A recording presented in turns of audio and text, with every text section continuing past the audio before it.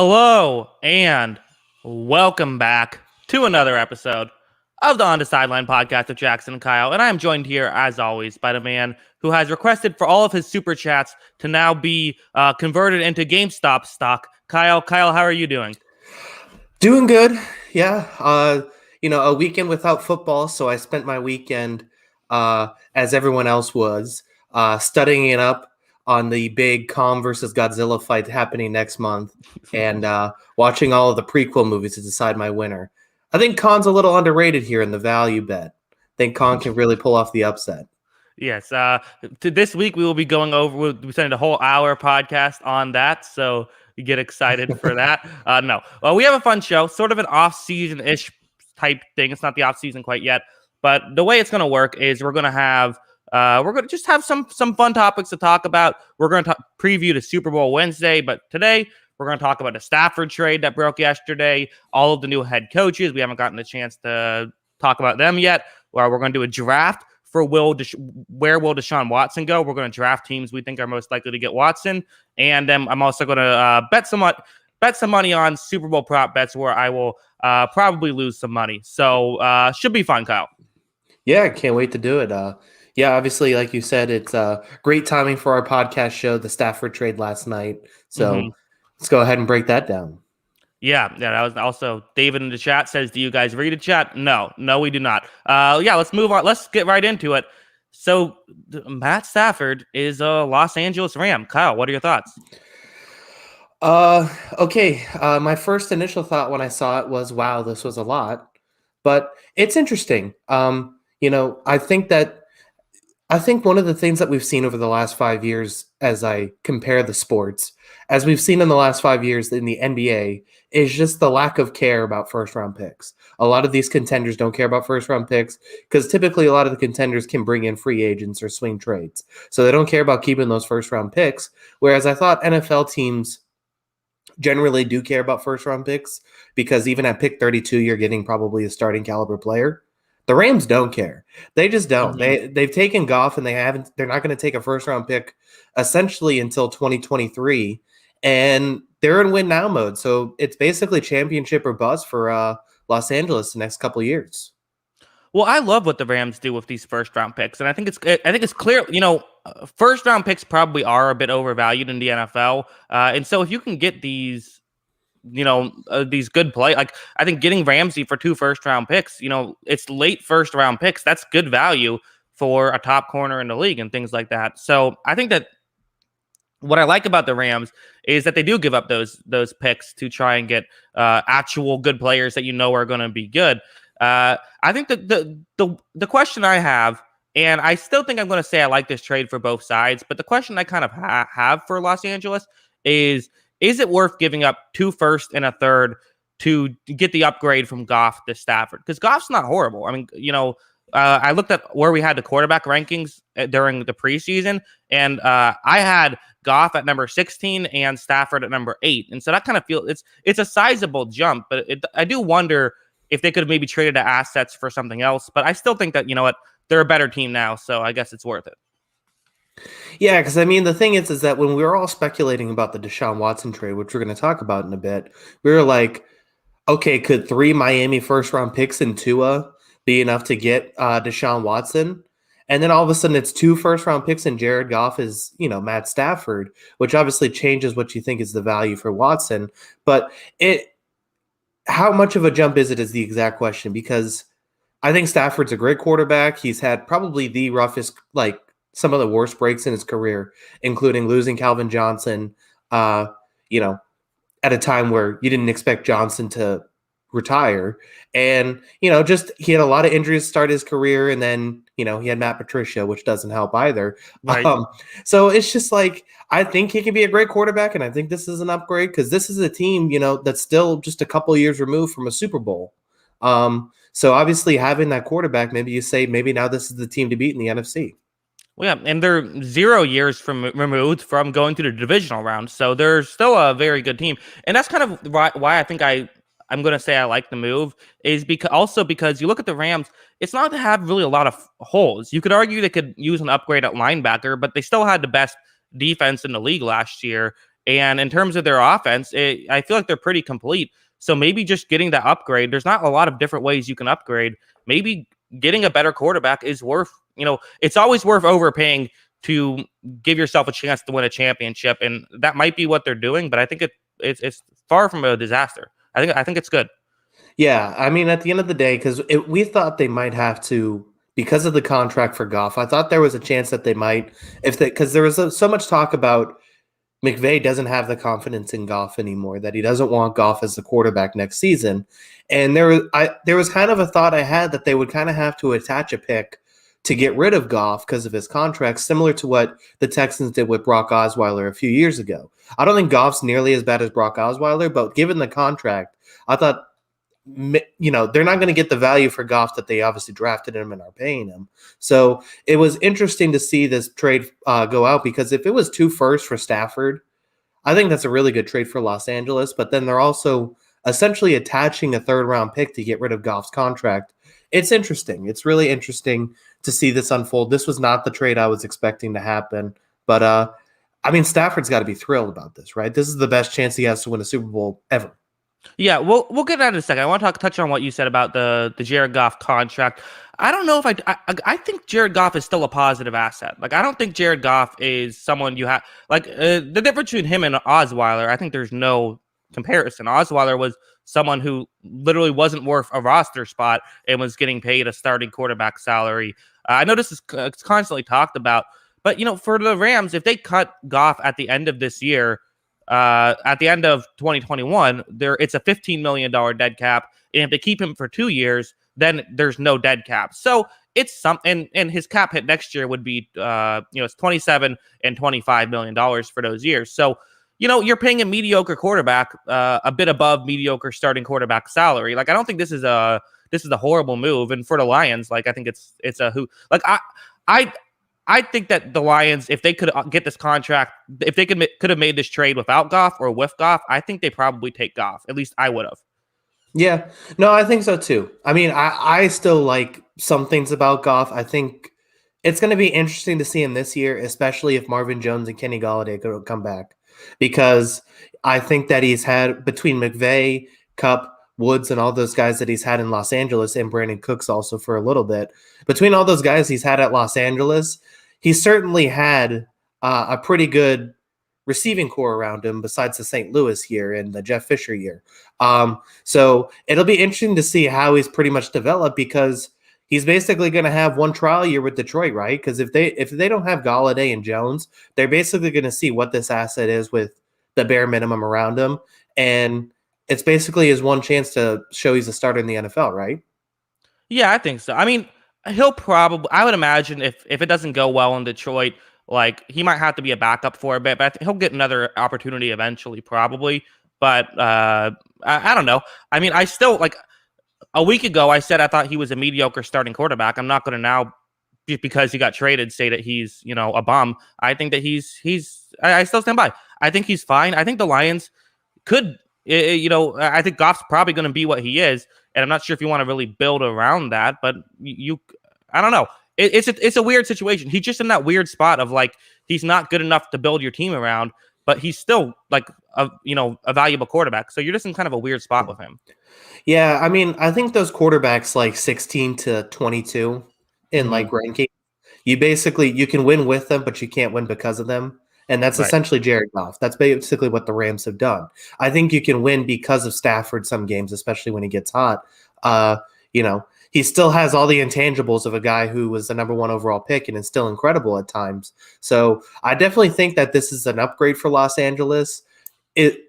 I guess the question is, so if we're looking at these teams next year, I know there's a lot of offseason left. There's a lot to figure out. Are you looking at the Rams now as better than the Seahawks, the healthy 49ers, the Packers, the Saints, the Bucks?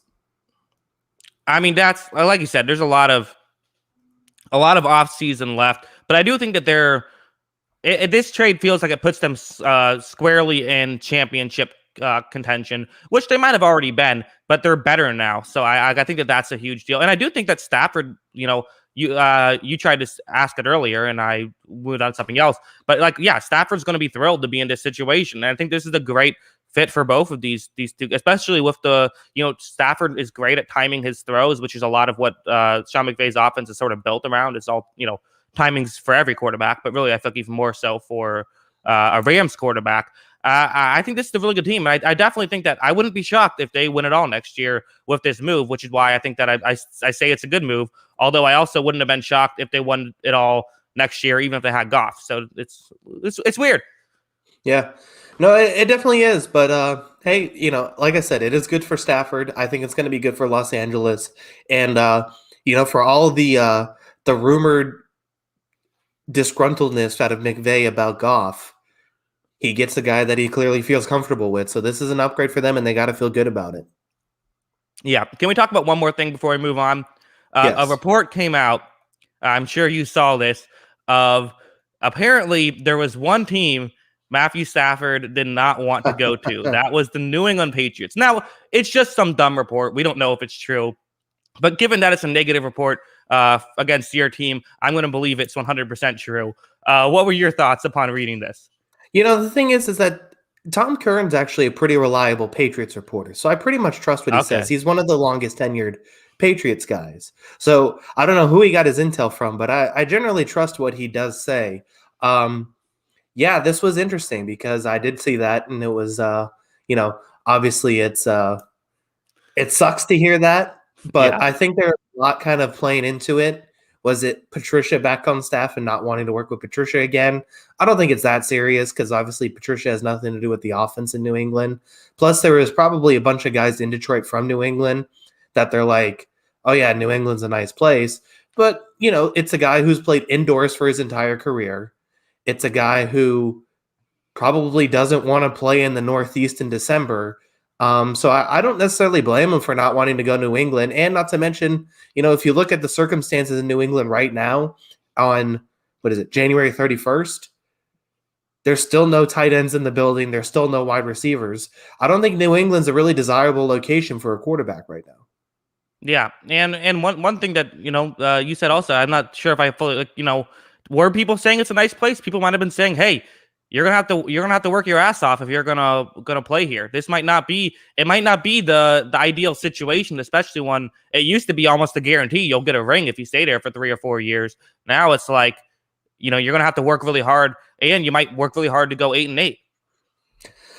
Yeah, I mean that's true. So I still think it's a desirable location based on Belichick, but yeah, there is a reputation that they work harder than everybody else. So if that's not for him, then obviously he's going to want to go elsewhere. But, when you're a football player, how much extra hard work is actually different than like a normal facility? I don't know how it works like that. I don't know either. I feel like it's still going to be hard work working in Los Angeles too, Yeah. Oh, for sure. But it's impossible to say. I kind of think that I still think it would be a dream to be a defensive player and go play for New England. I'm not sure if I'm a quarterback, if that's my first option. Yeah, it's like, he would actually downgrade weapons going to New England right now. From Kenny Golladay and Marvin Jones to Detroit has weapons. Yeah, exactly. Yeah. I think pretty much every team, though, is downgrading weapons going to New England. Yeah. Every quarterback would. Yeah, rub it in. Sorry. All right. Well, ready to move on? Yeah, we can move on. Okay. So one quarterback off the board. What we're going to do now is we're going to talk about each of the head coaches that got all 7 new head coaches. I believe there's 7, unless I'm forgetting someone. So we'll start off with the one that broke on our show, our most recent show, David Culley. So at the time, we were both like, who is this guy? I've looked into it. Maybe hot take. I don't necessarily hate this hire. Okay. Is that a scorching enough hot take right now? I think there's people who are definitely against it. So yeah, we'll call it hot enough. Okay. Well, here's why. Let me explain why. So let's look at his history. We'll start off with so he was with the Bucks in '94. So he was with the creamsicle uniforms, and then he was with the Steelers in '96 for a couple years. But really, what I want to talk about is in '99 he was hired by the Eagles under Andy Reid, and the Eagles weren't good at the time. that kind of turned it around, and Andy Reid sort of rebuilt the whole team, and they were able to have success again. Obviously, I'm not saying that was because of Culley. I'm just saying he was there in the building. Also for Kansas City, he followed Andy Reid to Kansas City in 2013 and helped turn that team around. He wasn't there for the Super Bowl, but he was able to help. He then in 2017 joins Buffalo, is part of the turnaround of Sean McDermott, and then in 2019 he joins the Ravens. They were already good then. They made the playoffs the year before, but I think probably what they're thinking here is this is the guy who knows what it's like to join a bad, dysfunctional organization and be a part of turning it around. He's been in pretty much every bad locker room you can imagine. He's been in the creamsicle locker room. He was in the locker room with Baltimore when they lost to Tennessee. He knows what to say, and they're getting an adult in the room. And I think they might need that more than someone who's good at X's and O's, which is probably why they made this hire. Yeah, I mean, I can agree with everything you said. I think the interesting thing that I was looking at with this hire is, okay, you're just looking at basically the initial thought of it is you're hiring a 65-year-old head coach for potentially a rebuild. I mean, they've said that they're not trading Watson. And to me, what? We'll see. We'll see. But to me, this hire kind of points to them not trading Watson, because is a 65-year-old guy gonna want to come in and head coach to a rebuild? Like, how long are you keeping this guy around? It's just an interesting thing to think about. But I agree. It's an adult in the room and a guy who's been around the league and seen just about everything and worked with just about every really good head coach in the league so far.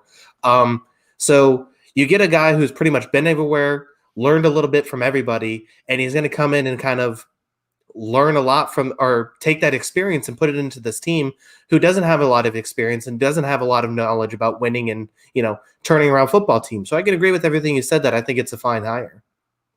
Yeah. And I mean, I think they're going to have to rebuild regardless of what the situation is. I think that they're stuck in the rebuild process regardless. But yeah, I think it could work out. I hope he does well. He is the guy who I feel like is getting the raw deal before he even gets a chance to coach a game. Well, yeah, because I mean, the situation in Houston was obviously terrible. So, I mean, it was just really tough, because it's like, who's going to take this job at this point, given everything going on? And, this is a great opportunity for him finally to be a head coach after all these years. So it's great to see him get the opportunity. It just sucks that it's, a situation where the star quarterback wants out, the legendary defensive end wants out, and it's like, where does this team going at this point with no draft picks as well? But yeah, I mean, like you said, an adult in the room can change a lot to an organization. And, to be quite honest, the Texans haven't had a lot of adults in the room throughout their process. They haven't had a lot of, experienced, chiseled head coaches in their history. So I think this is a good hire for them. Yeah. I agree. Okay. Want to move on to the next one? Yeah, we can move on to the next one. Okay. We'll go to the Eagles' new head coach, Nick Sirianni. I don't know how you say it. We'll learn it eventually. He is he got hired he was the Indianapolis Colts offensive coordinator in 2018. And now he was there until 2020. Now he gets hired for the Eagles. To me, this feels like, if we know that Culley's pitch was probably, hey, I know how to turn an organization around, I think his pitch was probably, hey, I'm the analytics guy. I'm this young. He's 39, kind of like I worked with Frank Reich, who's a big analytics guy. He's, been in Kansas City and San Diego. I don't really care about those, but I think that's probably going to the Eagles, which is a team that, they won a Super Bowl using analytics. I think that's probably, my guess is that was his big pitch going to Philadelphia. Yeah, without a doubt. And not to mention that, I think this also kind of feels like let's backtrack and see where we went wrong. Because it's like, maybe we shouldn't have let Frank Reich go. So let's get the guy closest to Frank Reich at this point. And so they get the guy who was literally his offensive coordinator and working with him the last couple of years. So this feels like a move to save Carson Wentz, doesn't it? Not necessarily. I don't know. It's weird. The Eagles, I didn't think about that. I mean, I guess it's possible. The Eagles' infatuation with Wentz, though, is weird. might have a controversial opinion. I think it's possible that neither of these quarterbacks are the answer. They might need another quarterback. I mean, they could. Yeah. I think they're going to roll it out and make sure, both of these guys aren't like not going to work out because they spent a lot of capital on both of these guys. These are first and second round picks. They're going to make sure they're going to exhaust all options with both of these guys. Even after all this, I still think Wentz can turn it around. I still really think he can because he was so good a few years ago. But yeah, I mean, you're getting the guy who essentially worked with the guy you loved in your organization. And that was the kind of thought process I had was like, okay, so they lost Frank Reich. Let's get the closest thing to Frank Reich, which was his offensive coordinator. Maybe he learned some of that Frank Reich magic, and he's going to come back to our organization and figure these things out for us. So I get it. I think it wasn't my favorite hire of the offseason, but I get the thought process behind it. Yeah, there's logic behind it, which that's really what you want is just you can tell what they're doing. I don't know. The Eagles are just that weird team. I don't know how good they're going to be. If I had to vote one team out of the NFL, I think for one season, it might be the Eagles. Why the Eagles? They're just weird. I just don't know what to think about them. Really, of all the teams? I don't know. I think a lot of people would vote out the Texans right now. Texans besides Deshaun. Texans are, yeah. But yeah, that's the thing, though. Deshaun's still there. If Deshaun leaves, then yeah, we can vote out the Texans. All right. Fair enough. But yeah, I mean, it is a weird situation, because you could talk about, oh, well, they can't stay healthy, but they haven't been healthy for like 3 years, it feels like. This is a team that's been battered with injuries year after year, and they still haven't figured out a lot of the things that struggle every year. It's like they can't fix the secondary. So I think it's going to be a tough job for him, especially when it seems like it wasn't a good division this year, but I think that NFC East is going to be pretty good here in the next few years. I think a lot of these teams are starting to figure things out, and I think the Eagles have some catching up to do, honestly. Yeah, I don't disagree. I think that if I'm ranking the 4 teams of who's closest to a Super Bowl, I think they're number 4 right now. Yeah, no doubt about that. But yeah, I mean, that's basically how I felt about the hire. I mean, he didn't even call the plays for Indianapolis, right? I believe Frank Reich was the play. I could be wrong. I don't know. Let's move on. Let's talk about Brandon Staley, the new Chargers coach. I like this hire. I mean, he's clearly. I kind of like the idea of getting sort of this defensive mind to go with Herbert, and so you can try and get both sides of the ball under control. He's someone who is in the Vic Fangio coaching tree, which I think is I think that's a great guy to learn good defensive coaching from for sure. And then he was defensive coordinator for the best defense in the league last year for the Rams. So it's hard to really argue too much against this hire. You could argue he doesn't have a ton of experience, only 38. But I mean, I don't really care about that too much. If you can coach, you can coach. And it seems like he can coach. Yeah, I mean, I really like the Staley hire. I thought it would be a year from now before he got a head coaching job. But getting him, it makes sense. I like a lot of what he does. He had a great defensive line in Los Angeles. He has a good defensive line in Los Angeles. He had a great defensive line with the Rams, and he has a good defensive line with the Chargers as well that he's inheriting. I just realized halfway through that sentence what I was saying. Yeah, I didn't even think about that either. Yeah, so I think it's a good thing. He's going to inherit a defense that I think he can turn around pretty quickly. And not to mention, he has been a defensive coach all these years, but I don't think he's necessarily a defensive guy. This guy was a quarterback at Dayton in college, so I think he knows the offensive game really well. He just really, knew how to break down defenses from a time playing quarterback in college. So I think he's going to be good for both sides of the football. I think he can be really good for this defense and turning it around quickly with his scheme, with his zone defensive scheme that, proved that it worked to the highest levels with with the Rams. And I think he can continue what this offense was doing that was really productive. So I think this is an A+ hire for me. This is my favorite hire. It's your favorite hire? Okay, yeah, no, I like it a lot too. I mean, it might be my favorite as well. There's hard to really find too much about it. And I also like how I feel like too many times when people get like this, quarterback, they then try to, coddle the quarterback and get a good offensive-minded head coach for the quarterback. Like, just get the best head coach. Don't worry about. You can find someone. If the quarterback is good, they'll be good with fine offensive coordinator, or a good offensive coordinator, or a fine offensive coordinator. You don't need I like Eric Bieniemy, who didn't get a job, but if you don't need him to have success, you can have success with whoever you feel like is the best coach in general.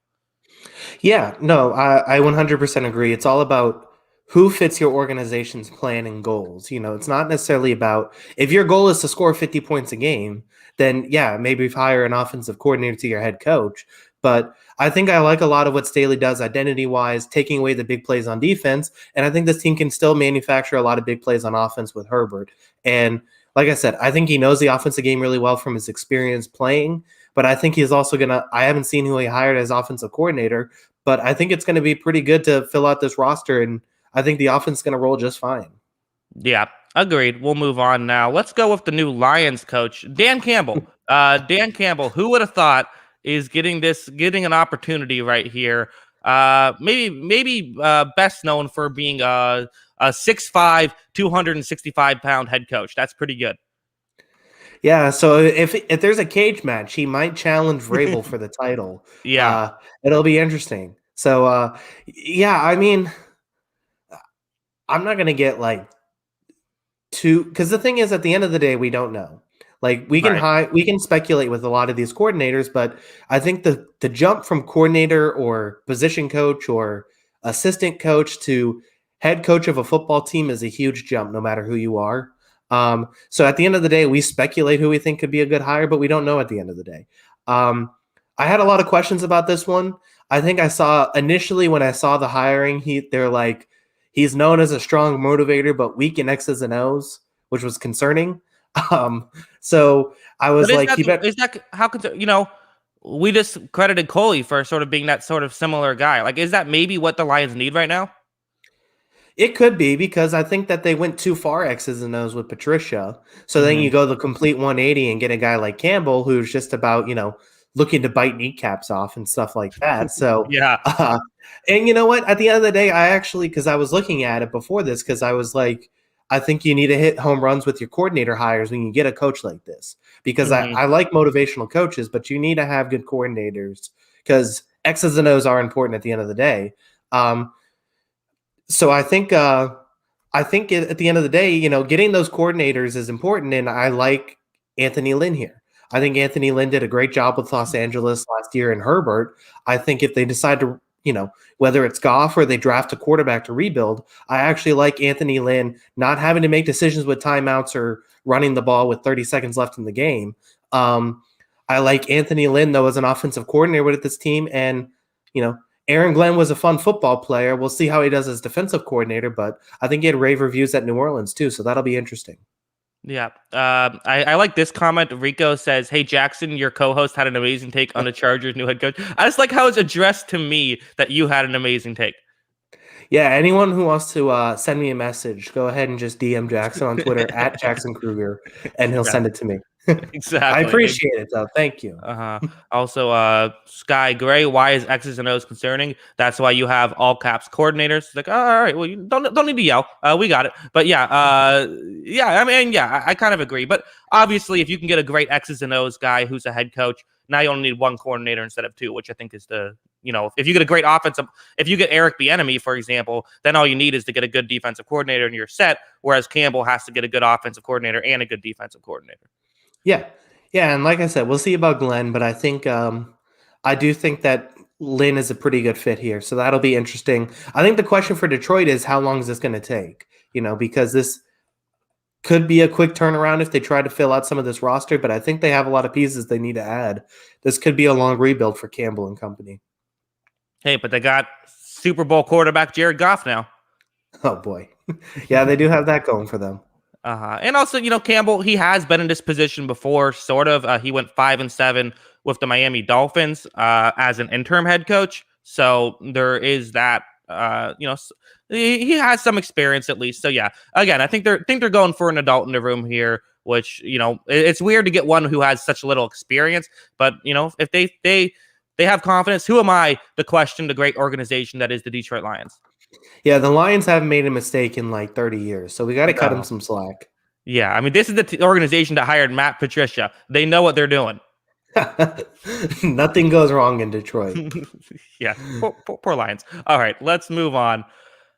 How about Urban Meyer, new Jacksonville Jaguars coach? Kyle, you're the bigger college guy. Obviously, I think everyone knows who Urban Meyer is. But give me your thoughts on Urban Meyer going to Jacksonville.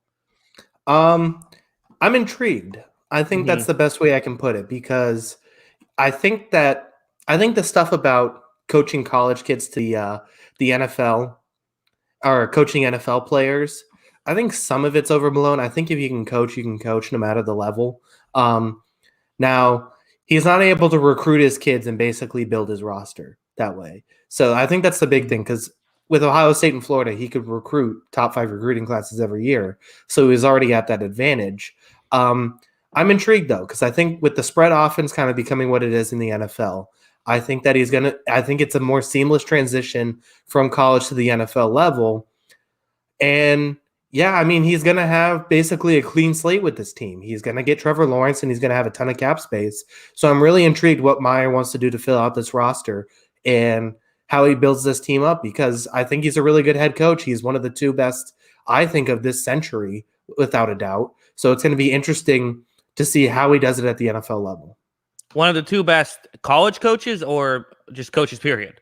College coaches. Okay. I Him was and going to Saban say. are easily the two best of this century.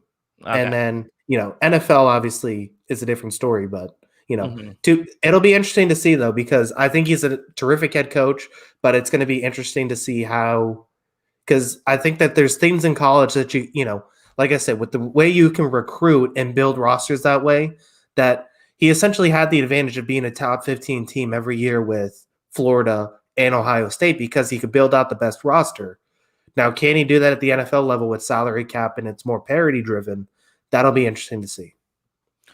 It To me, this is the biggest wild card for coaches. I have no idea what to expect of Urban Meyer. He could end up being coach of the year. He could end up being a complete mess. It just seems like like Saban wasn't successful in the NFL. Pete Carroll was able to be successful in both. Like there are guys who have been successful in both. There are guys who have been successful in one and not the other. It's really difficult. There's probably some way to figure out exactly what the chances are of you being successful. I don't know, but I do think that the bright side for Jacksonville is they're kind of in this, a bowl is most useful when it's empty type situation where they have nothing, so he can just build the team the way he wants to, and you have the first overall pick. So he'll probably get a few years. I think just being Urban Meyer, he's going to get 3 years at least, and get a good quarterback. I think that's the real thing. Is this is one of the better jobs to have just because of that situation. I think it'll probably work out, but it's hard to say. Yeah, I mean, the thing is like at the end of the day, I thought their offensive line was actually halfway decent last year. We talked about Robinson a lot in the backfield last year. They got some pretty good receivers with Chenal and DJ Chark. They're going to get Trevor Lawrence, like we talked about. I don't think there's a lot of tweaking to this offense. I think a Mhm. lot of that's going to come on the defensive end. So I think this could be a pretty good turnaround. Yeah, in fairness, though, isn't that kind of like saying the Titanic is pretty good when there's no, glaciers in the water? The defense is the problem. Yeah, I mean, it's definitely the problem, but he's going to be able to pick for just about anybody he wants with the cap space and draft picks they have. Yeah, no, I mean, again, it's something you can build for sure, but it should be interesting. This one should be fun. Let's move on. Let's Yeah, this talk. is definitely the toughest one to grade, right? Because we, Yeah, we have seen outside of Carroll, like especially lately, the college coach jumping to the NFL has certainly struggled at times. So, but this is also one of the two best college coaches ever. So I think it's a little different than judging Chip Kelly come to the NFL. yeah. Well, and the games are closer now than they've ever been, too. The college game and NFL game. Yeah, they definitely have. So Yeah. All right. Let's talk. We got two more head coaches. Then we'll get into Deshaun Watson and then Super Bowl props. Arthur Smith. He looks like Nick Cage. We know that. This is, to me, this is a clear example of, hey, he got the best years out of Ryan Tannehill. Let's see if he can get the best years out of. I'm assuming they're just going to stick with Matt Ryan and do that. That's what it feels like for me. well, it definitely feels like that because he runs, the wide zone system that's similar to what Shanahan runs at San Francisco. I think it's kind of like, a lot like it, but not exactly the same. So I think that they're basically going to try and recreate what this offense was in 2016. So this doesn't feel like Matt Ryan's leaving with this move. So I like the hire in that regard because I think he can turn this offense around pretty quickly back to its top level. I think the offensive line needs to improve. Obviously, that's going to be the big thing. So I like that hire on the offensive end. I think the question is, as it has been for Atlanta for a few years, has been the defensive side. How's this defense going to get better with an offensive coach coming in? Who are they going to hire to replace Raheem Morris? And are they going to be able to address that side enough to make it enough to compete in the NFC South, which is proving to be really competitive? Yeah, I think that the defensive coordinator hire is going to be huge for Arthur Smith and for Atlanta. But I do think that this could be good for their offense. I think that this could be I think that getting Arthur Smith instead of Dirk Cutter, who I do feel like Cutter's kind of scheme had run its course, and I think that getting Arthur Smith I think they'll probably want to get a halfback. I think that's going to be a big part of their game plan because I'm assuming just because the way it worked with Tennessee was obviously Derrick Henry was huge. But how much of that is because that's what Arthur Smith likes, and how much of that was just because they had Derrick Henry? I guess we don't really know. Yeah. I mean, I think that's the obvious move is they add someone there. It's going to be interesting to see who they can get. But yeah, I think, once they add to that running back, I think that they need to address the offensive line and get this back to where it was too. And then eventually they got to find a way to add to the defense. So I think there's a few steps. The tough thing is Atlanta's in salary cap hell right now if they don't trade Jones and Ryan. So it's going to be tough to make a ton of moves with this team. Yeah, they are in a weird spot, but at the same time, they have talent, and like that's the kind of thing where sometimes it feels easier when you're taking one of these teams that sort of it. But this could be a very similar like when Jeff Fisher left the Rams mindset, where it's like you can't make a ton of moves, but you can just use the talent and use that well to get that team well. When McVay took over the Rams, that wasn't an ideal situation, but he just found a way to get the best of the players. Maybe Smith can do that with Atlanta. Yeah. No, I agree. I think it's going to be interesting to see what he can get out of Matt Ryan's last, I would say, prime years. I think it's interesting to see because I know a lot of the Falcons fans in my life, and they're all over Matt Ryan, which I think is just ludicrous. Like, this guy's still a top 10 quarterback in the league, top 12 in the league. And to just kind of be over him because, the team around him's faltering and there's things, I get some of the fourth quarter stuff with him in big games, but at the end of the day, like, you can't say the last 2 years has been his fault. Yeah, I don't know. I mean, if you think this sucks, where would this team be without Matt Ryan? It'd be a lot worse. Yeah, 100% agree. Yeah. All right. Final head coaching hire, Robert Saleh, getting the New York Jets job. This should be fun. I don't know. He's another guy who doesn't have the most experience. He's only been a defensive coordinator for one team. He's 41, but he was with San Francisco and he's had a lot of success there. He's had a couple other jobs, but never as only that one as the defensive coordinator. So it should be interesting to see how this goes. I think one of the big things is that a lot of these guys we're talking about, he's an X's and O's guy, or he's a motivational guy. It seems like Saleh is the one guy who can be both. He can be the X's and O's guy on defense, and he can be a great motivator. Yeah, I mean, that defense obviously speaks for itself for its performance, especially this year. Like, I think I saw at the end of the year that they had a top 5 defense with basically all those guys out is pretty remarkable. So I think Saleh I think he's a great hire. I think it's a great culture change from basically no culture with Adam Gase to Robert Saleh, who seems to be all kind of, I'm going to run through a brick wall right now for you guys kind of thing. So it's going to be interesting to see. I think that this is, we've talked about, is this team rebuilding or is it kind of just trying to turn around quickly? This team is going to have the longest haul, I think, to a rebuild, especially because they didn't get Trevor Lawrence like we thought they would basically the entire regular season. They didn't get Trevor Lawrence, so now it's going to be interesting to see how many years does it take for this team to get back in contention in a division that's becoming competitive quickly. Yeah, I think this is definitely a good consolation prize, I think, for Jets fans. If you don't get the quarterback everyone wanted, but you might get the head coach that I think a lot of people were hoping for. I feel like this is, you never know with coaches. There's been plenty of times we think a hire is a good hire, it doesn't work out. Plenty of times we think a hire is a bad hire, it works out. To me, I would probably say this one seems like the surest bet to work out. Doesn't mean it will, but it's you got to feel pretty. I feel pretty good about this one working out. Yeah, I think it will work out. Like I said, I just wonder how long it's going to take. I think he's a good coach, and I think he's going to be a good head coach. It's just, how long is it going to take for this Jets team to be competitive again is my question. Yeah. I see someone says Jets were dumb to win. It sets them back 15 years. Kyle, do you think that the players that will no longer be on the roster next year were dumb to win a football game that could now affect the franchise that and a fan base that constantly made fun of them all year? No, not at all. Yeah. 15 years is a little drastic. So, Mhm. I think you can turn it around a little quickly without Trevor Lawrence. Yeah. Yeah, I agree. Maybe 3, but Yeah, it's fine. If you're a good, if I still stand by the getting a better head coach is worth more important than getting the quarterback, unless the quarterback happens to be Peyton Manning, but we don't know if that's going to be the case. So, yeah. So those are the head coaching hires.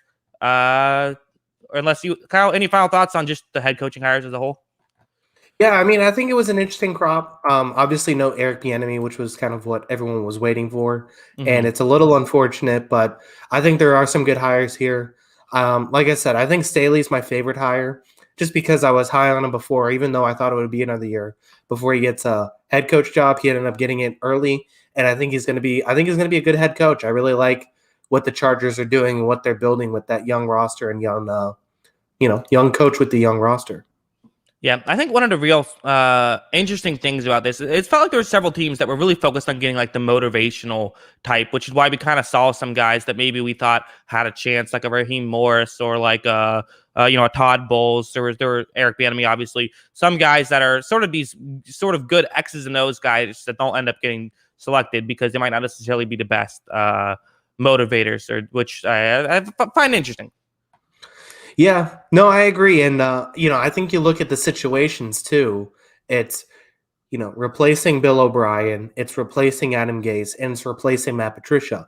All of Yeah. those are, getting that motivational guy, that locker room guy, I think was very important and addressed by all of those teams. Yeah, that's a really good point. All right, ready for our where will Deshaun Watson go draft? Yeah, let's do it. All right, well, here we go. So here's how it's going to work. We're going to have 10 picks. We're going to pick the top 10 select places we think Deshaun Watson will end up being on the week one roster next. Which uniform will Deshaun Watson wear week one of 2021?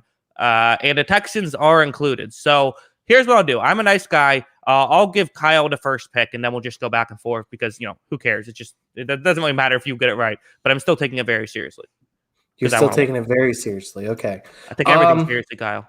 that's true. Mhm. Let's see here. I am going to go with the number one pick, the Houston Texans. Yeah. I I think that if I'm still gonna bet, I still think that the Texans don't have to trade Deshaun Watson right now.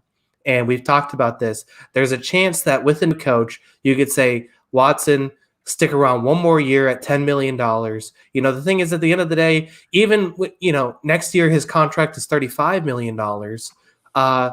He still is immensely valuable at $35 million.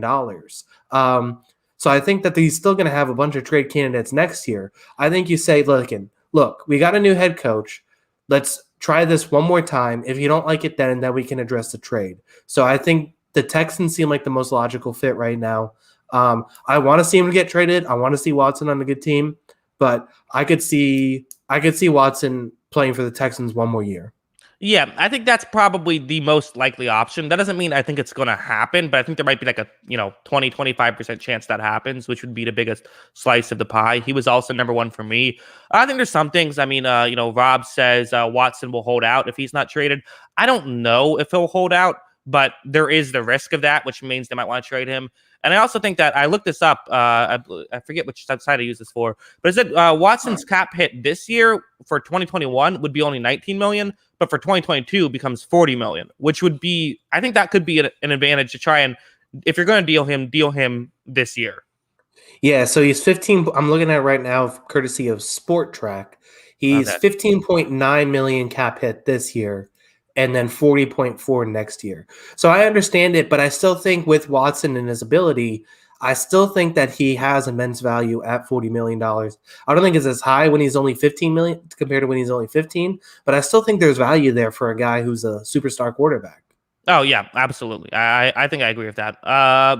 We'll go to number 2 now. My pick. I'll pick the Miami Dolphins. I feel like that's, you called this before Watson even said he wanted to get traded, which is one of your best takes maybe one of the best takes of the year, just in general, not even on our podcast. The Miami Dolphins, that just makes sense where they check all the boxes. They have the assets they could give up for Watson. They have the reason to want to get Watson, which is he would help him right now. Obviously, Tua's not a bust, at least not yet. He could end up being one, but there's still potential Tua could be great.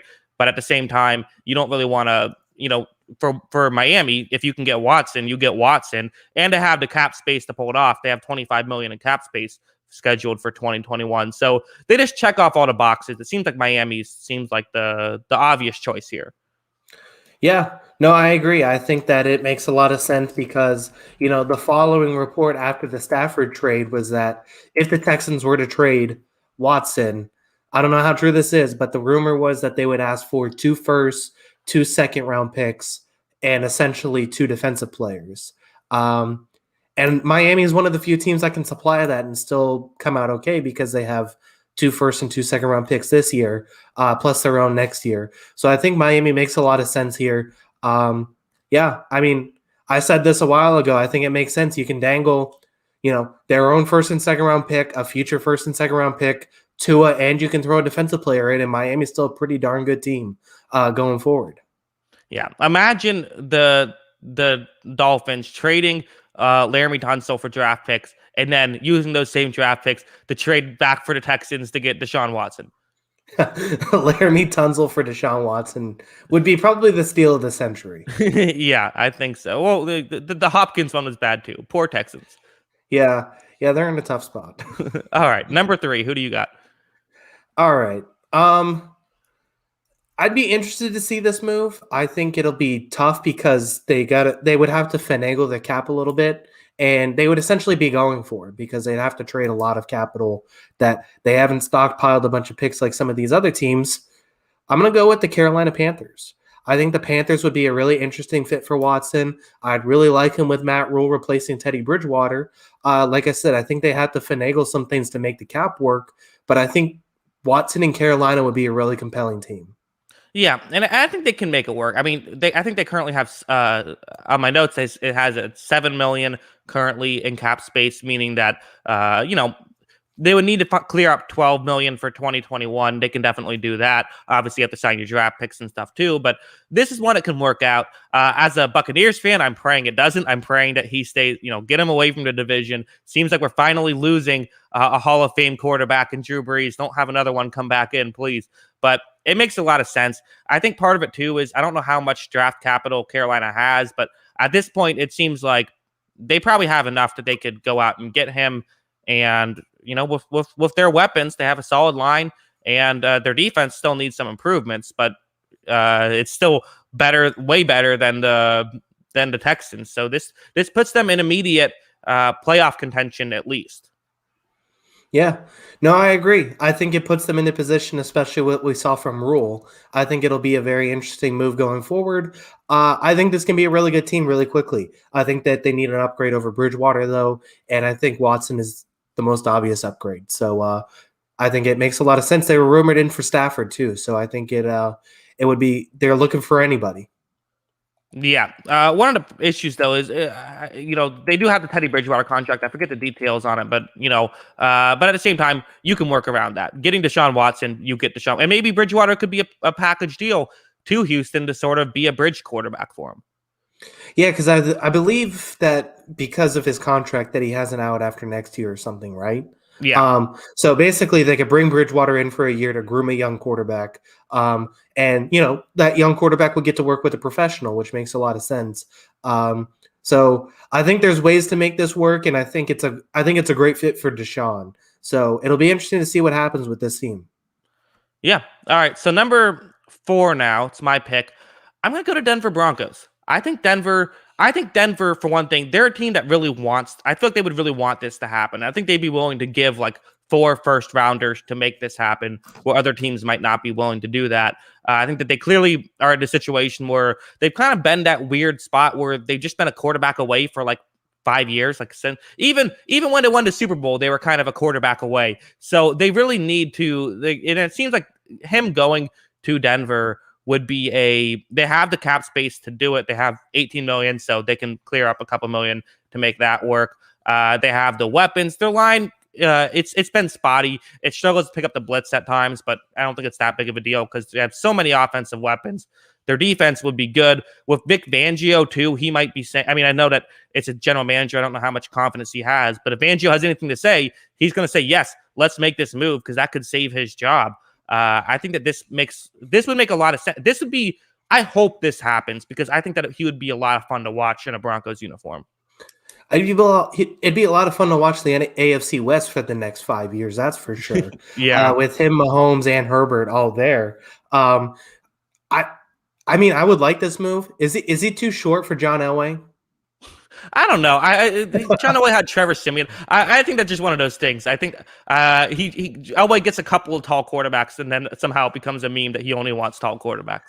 I know it's just a joke, but I mean, so Denver has always kind of been lurking because they have this pretty competitive roster that has struggled to stay healthy and has been missing kind of that piece at quarterback since Manning left. So I think it's a good move. I think it'd be really compelling. I think it'll be tough to pull off for Denver. And yeah, I mean, that's the other thing. So I think it'll be interesting to see Deshaun if, compete, because I believe he has a no trade clause. So competing in the AFC West, does he want to go up against Mahomes for the division title every year? I don't know how big of a deal that is, but that is a question to have. Yeah, that's true. I think that's fair. All right, let's have you go ahead now. Number 5.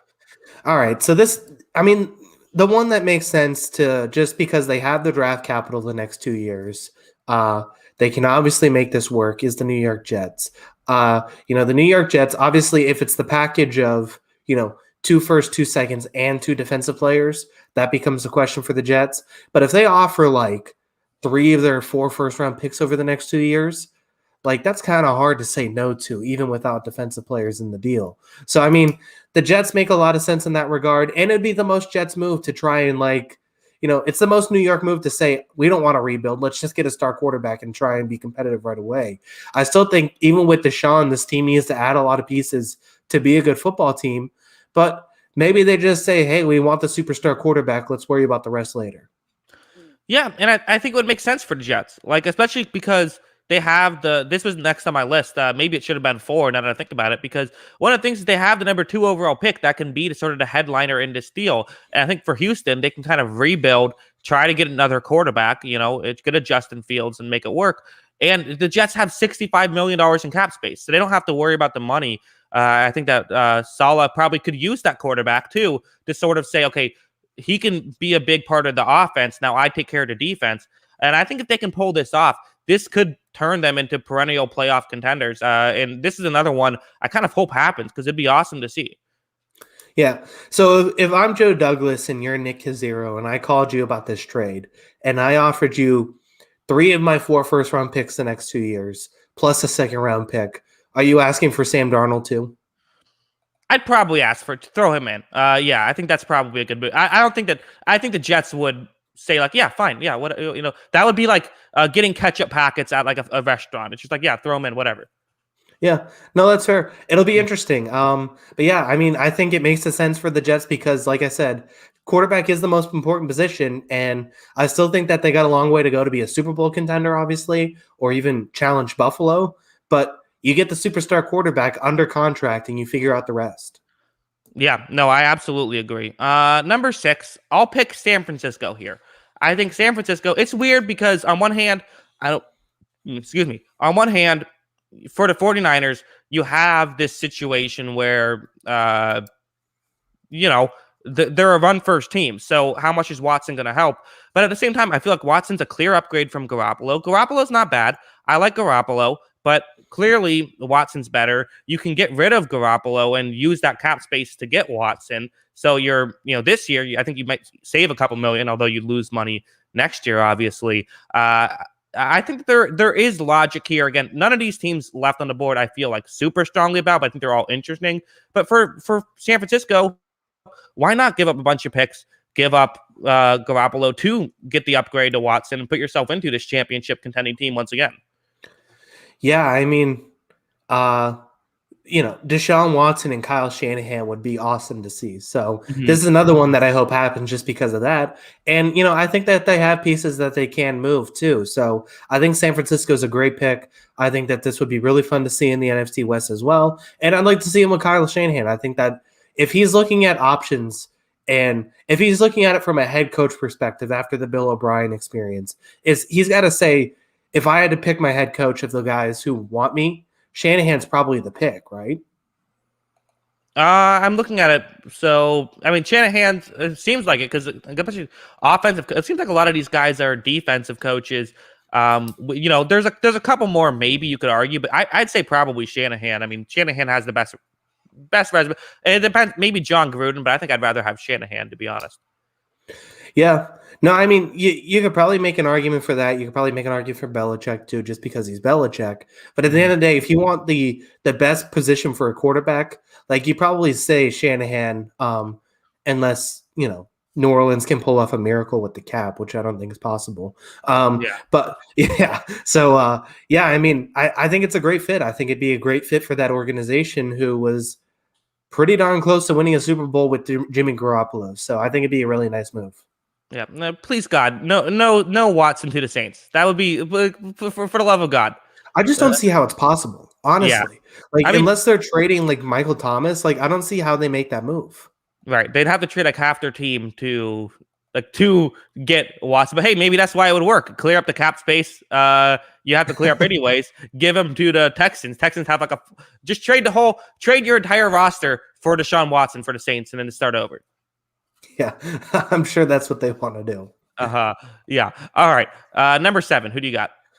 All right. I'm going to go with the team who, if we look at some of the offers and ideas that teams can build around, I think this team could actually build some players around a trade package. That's going to be the Washington football team for me. I think this is a team that desperately needs a quarterback. I think they have a plethora of defensive linemen that they could probably survive and still be a competitive defense while moving a couple of those guys. So if they want 2 defensive players on their team added to their roster, I think Washington's a great place to look at for that because they have good defensive players. And yeah, I mean, I think that they can make a move for a quarterback. I know that they've taken some big swings on quarterbacks in the past few years, but this is, I think, a good move for them. Yeah, you and I are in lockstep. That was my number 7 pick as well.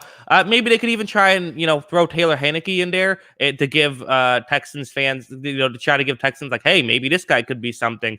So you have that. You have some draft picks. Washington has the cap space. Again, I think the issue with them too is just sort of how many assets do they really have? They're probably going to have to give up some players to do it. And at a certain point, how much players do you want to give up? Because I'm not sure if they have the draft capital to get it done by itself. They might have to throw in a player or two to really make it work. Yeah. Like I said, I think that this team, especially if it's 2 defensive players, has pieces that it can move because they have so many defensive linemen. I think they'd be just fine moving one of those guys and still be in a really competitive group on defense. So I think that they can move some players and still be a good football team. And they're building off of Watson and McLaurin on offense. Yeah, no, I agree. We'll go to number 8 now. This is what I don't think will happen, but I do think there's a chance it happens. I think it checks off a decent amount of boxes. How about the New England Patriots? Your team. I know that you've probably looked at certain Deshaun Watson photoshops of him in a Patriots uniform with hearts in your eyes. Patriots, they have $58 million in cap space, so they have the money to get this done. They don't have a ton of draft capital, but they have some, I think, mid-round picks. So, they don't have like a high pick to use. They might have to get rid of like a J.C. Jackson or something to really make this work, or a young player to make it happen. I think one of the biggest things standing in the way, though, is, well, like I said, like I'm not sure if Deshaun Watson agrees to this deal. Why wouldn't Deshaun Watson probably would much rather play for some of these other teams than go to the Patriots, where, again, no real receivers to throw to. Yeah, I mean, so there's a lot. I had New England at the bottom of my list. This is a team I know New England fans are really happy or excited about the idea. I just don't see it happening based on a variety of things. Number one, he's complained about the front office of Houston the past couple of years with this Jack Easterby guy and hiring Nick Kazira and all these different moves. These are all New England guys. Why is he going to want to go to more New England guys if he's had an issue with New England guys the past couple of years? The second thing is, When does Bill Belichick ever do this? Why would he agree to 2 future first round picks? I know his first round pick history isn't great. He traded 1 first round pick for Brandon Cooks and then ended up trading him for another first round pick back. So, that's basically what Bill Belichick does. So, he would trade multiple first round picks, multiple second round picks, and potentially JC Jackson and like Josh Uche. Like, I just don't see that happening. I don't see him selling out for Watson in this one. I think he thinks, especially with how much they've scouted out a lot of these rookie quarterbacks, I don't think Watson's on their eye. Yeah, I think I agree with everything you just said. Let's move on now. Number 9, who do you got? All right, so this is my last pick. I have a couple options here. One can get pretty wild. I think it'd be fun. So I'm going to pick that one. Okay. I think there's a team that's more logical, but the Green Bay Packers. Oh, wow. So the Green Bay Packers decide that Aaron Rodgers hasn't been happy. Maybe they want to move on. And maybe they don't love some of the stuff out of Jordan Love in the offseason. Maybe they don't love the idea of moving on and just going straight to Love. Maybe they could package something that involves getting multiple picks for Rodgers and then moving on to Watson in this one. This is completely shot in the dark, but what if the Packers decide to just say, instead of hoping Jordan Love is a, Pro Bowl quarterback, let's just get a Pro Bowl quarterback to replace our Pro Bowl quarterback. We'll move on from Rodgers, who doesn't appear happy with how things are going. Bring in a guy like Watson and just keep going. Yeah, I think there's probably close to 0% chance this actually ends up happening. It would be fun. I think that, Rodgers did just win MVP and has a year left on his deal. Maybe they trade Rodgers to the Texans, which Rodgers would just completely flip out. He would lose his mind if that happened. And understandably so. And yeah, they have Jordan Love. I think the biggest reason why this isn't going to happen is because it would involve the Packers getting better doing anything but drafting. Yeah, that's true. Yeah, that's pretty much what they do. But hey, those, AJ Dillon and Jordan Love proved to be difference makers in that NFC Championship game. So you got to keep drafting. Exactly. Well, you went with a fun one. I'll go with a fun one as well. This one also wasn't. I had one ahead of this, but I'll go with this one, and then we'll do some honorable mentions. How about the Cleveland Browns? Now, I know Baker Mayfield. This isn't a shot at Baker Mayfield, and in fact, what if the Texans just say, you know what? Baker Mayfield for Deshaun Watson, 1-for-1. For the Texans, you could be in a lot worse situation. You're keeping a franchise quarterback in Baker, and I think the Browns get the upgrade. This seems like, it's obviously a loss for the Texans, but you're almost in that basketball situation of you're going to get a loss no matter what. Try to just minimize it and put yourself in the best position moving forward. There seems to be logic here. I think the only exception is just the marketing of, Cleveland. They've already got Baker Mayfield in all their posters. Yeah. I mean, I don't think that happens at the end of the day. Like you said, it is a fun one, but it makes sense. I mean, it's an upgrade for Cleveland. As much as I like Baker Mayfield, he's not Deshaun Watson. So I think it'd be an obvious upgrade for them. Yeah. But and what's crazy is, I think if this was offered, I think the Browns might decline it.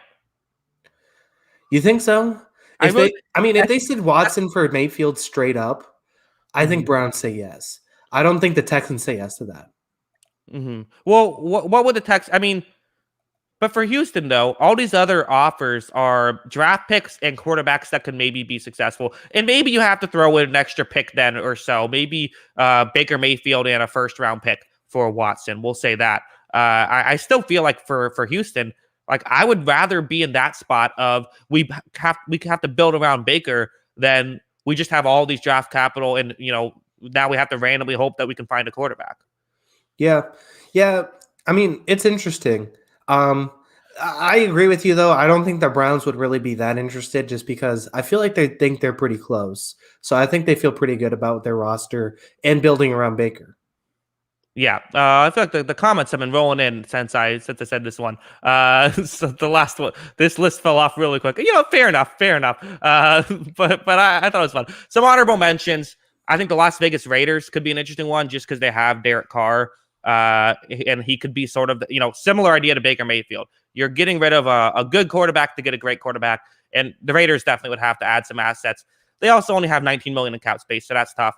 I thought Jacksonville, honorable mention, but I can't imagine them not taking Trevor Lawrence and going with that, even though I think there probably is logic behind trying to get Watson.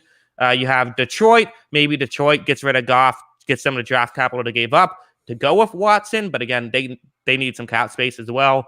I had the Colts, but I just don't think that the Colts would. I don't think the Texans would trade Watson to their division. Chicago, they don't really have a lot of cap space or high draft picks to really entice anybody. And I also thought the Giants could be interesting. Everyone's talking about the Jets. I think the Giants could also be in there. But again, mid-round pick, that could work. They need a little bit of cap space, but those are my honorable mentions. Yeah, I didn't include the AFC South teams just because I don't think he's going to they're not trading to Jacksonville and Indianapolis, I feel like. Right. I think the two teams I was interested in too were the Giants. That was my realistic team over the Packers I think the Giants could package some pieces and Daniel Jones to move for Deshaun Watson, which I think makes a lot of sense. And the other team I think could make a lot of sense potentially. This is another kind of wild one out there and would require multiple movements and multiple trades is the Atlanta Falcons. What if the Atlanta Falcons want to bring Deshaun Watson home and it involves trading something like Matt Ryan and Julio Jones to clear cap space and then bringing Watson in after clearing that cap space? I think that'd be an interesting team too. Yeah, my sort of thought on that though is why would the Texans do that? Like, wouldn't the Texans what value are the Texans really getting in getting Julio Jones and Matt Ryan? Like, wouldn't they want to get younger? Well, it probably involved them moving like San Francisco taking Julio or Matt Ryan or something, and then using the draft capital from San Francisco to trade for Watson. So this is a very basketball like trade. I feel like yes, this is like a 3-teamer. 3 or 4 team trade with picks going to Houston and then, things going all over the place. Yeah, and that's kind of interesting too is, I do feel like quarterback trades are the most basketball-like trades where just because it does feel like, they feel very – because they're one position everyone just wants to get the best quarterback. Like for a team, you're just trying to get the best quarterback and worrying about everything else. So that's what makes these so incredible. And, I hope it gets traded just for the content. It'll be fun. Yeah, and, we don't want to see him on a 4-12 team again. Yeah, agreed. And for the love of God, keep him away from Bill O'Brien. He can't go to Alabama, so I think he's safe. Yeah, that's true. Deshaun Watson to Alabama. Hey, if Nick Saban could find a way. All right, well, here we go. We're an hour and 7 minutes in. I think I have a thought. Let me know if you like this. Maybe we'll bump the Super Bowl prop bets to next week when we're going to do our whole full Super Bowl show. We might need to have some time there. So what if we have that be the last segment of next week's show and we end the show here and then do that next week? Does that sound good to you? Yeah, sounds good to me. We'll swing it over to the next week. And Wednesday, make sure to tune in again for Super Bowl preview. Yes. Okay. So Wednesday at 9 Eastern, 8 Central. If you're a different time zone, you might have to Google it. I'm not great at time zones. We're going to preview the entire Super Bowl. We'll do my Super Bowl prop bets then that I had set up for this week because we ran out of time, and we'll have plenty of other stuff to talk about. Take your questions, all that fun stuff. And then Sunday, we got to figure out a time for that. But, you can always check the channel. If you Google Jackson Kruger Sports Productions during the Super Bowl, it'll come up what time we're doing the podcast. So we'll be live after the Super Bowl at some point too. So check that out as well. And Kyle, any final thoughts? Yeah, I mean, this was fun. We got to talk about some of the things that we didn't get to talk about the last few weeks with playoffs going on. So, looking forward to the Super Bowl, though. Final week of football for the season before we have to wait till September. Yes, I see there's let's see. There was a comment that I was. Oh yeah, we have someone's writing a lot of comments of the same thing. We'll put you in timeout, even though we're about to end. Try not to spam like that. All right. Yeah. Thanks to everyone for watching. We appreciate it. With the tough thing there. Thanks for everyone watching. We appreciate it, and we'll see you next week. Have a good one. All right. Peace.